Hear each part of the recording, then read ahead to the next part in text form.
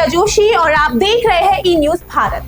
आज हम बात करेंगे उस विधानसभा क्षेत्र की जहां इस बार राजनीति के सबसे दिलचस्प पत्ते खुले हैं। जी हां, बात कर रहे हैं अंतर विधानसभा की, जहां एक तरफ वोटिंग का रिकॉर्ड टूटा तो दूसरी तरफ तीन बड़े चेहरों की जंग ने राजस्थान की सियासत में नई हलचल मचा दी। लगातार चौथी बार 80% से ज्यादा वोटिंग आप देख रहे हैं। ये चौथी बार हुआ है, मतलब जनता ने एक बार फिर कहा हम तय करेंगे सत्ता की चाबी किसके हाथ जाएगी। अंतर की सबसे खास बात है, यहाँ जनता हर बार बदलाव चाहती है। अब पिछले 3 चुनाव ही देख लीजिए, हर बार नया चेहरा, हर बार नया प्रतिनिधि, और इस बार भी वही जोश दिखा। 80% से ज्यादा मतदान, मतलब जनता सिर्फ देख नहीं रही बल्कि सक्रिय होकर भाग भी ले रही है। राजनीतिक विश्लेषकों के मुताबिक यहाँ के मतदाता परफॉर्मेंस बेस्ड वोट देते हैं। जो काम करता है वही टिकता है, जो वादे करता है वो अगले चुनाव में चलता नहीं।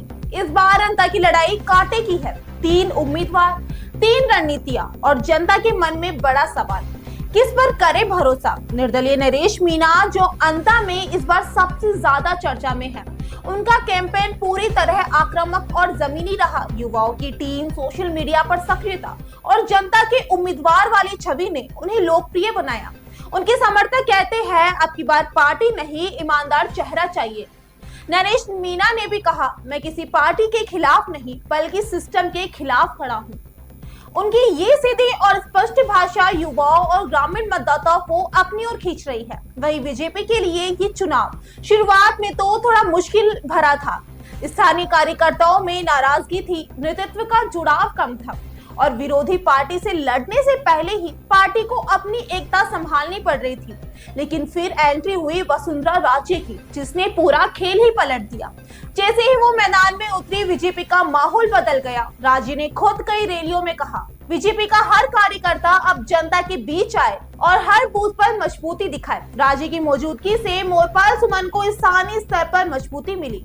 साथ ही पूरी सरकार, मंत्री, संगठन और प्रचार तंत्र सबने मिलकर मोरपाल को मजबूत करने की रणनीति बनाई। कांग्रेस उम्मीदवार प्रमोद जिनभाया ने इस बार चुनाव को युद्ध नहीं बल्कि रणनीति के रूप में लड़ा।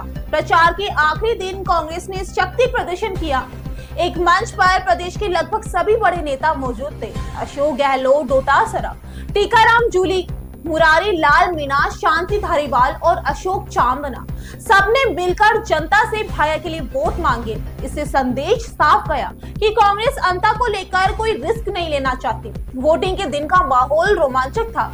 सुबह से ही मतदान केंद्रों पर लंबी कतारें, महिलाएं, युवा और बुजुर्ग सबने बढ़ चढ़कर वोट डाला। शहर में बीजेपी और कांग्रेस के बीच सीधी टक्कर दिखी, लेकिन ग्रामीण इलाकों में नरेश मीणा ने बीजेपी कांग्रेस दोनों की नींद उड़ा दी।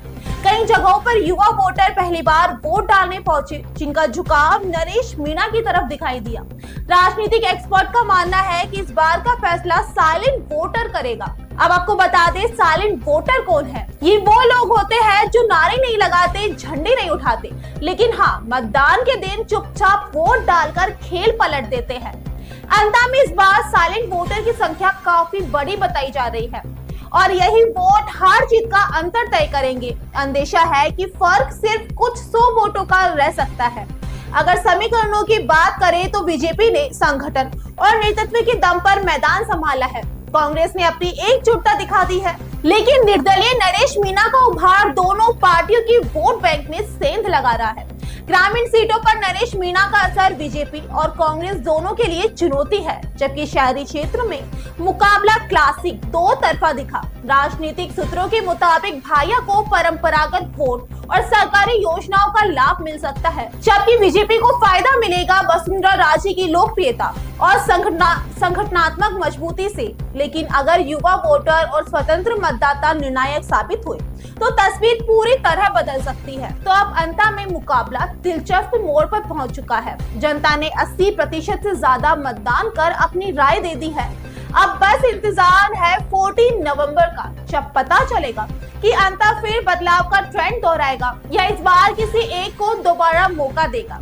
एक तरफ कांग्रेस का अनुभव और नेटवर्क, दूसरी तरफ बीजेपी की संगठनात्मक ताकत और तीसरी तरफ निर्दलीय नरेश मीणा का आक्रोश और युवा जोश। 14 नवंबर को नतीजे आएंगे और तय होगा कि अंतर फिर सियासी समीकरण बदल देगा। या इस बार जनता किसी और को बार बार मौका देगी? मैं हूं रिया जोशी और आप देख रहे थे ई न्यूज भारत। बाकी बने रहिए हमारे साथ, क्योंकि 14 नवंबर को हम देंगे सबसे तेज और सटीक नतीजे सीधे मैदान से, सिर्फ ई न्यूज भारत पर।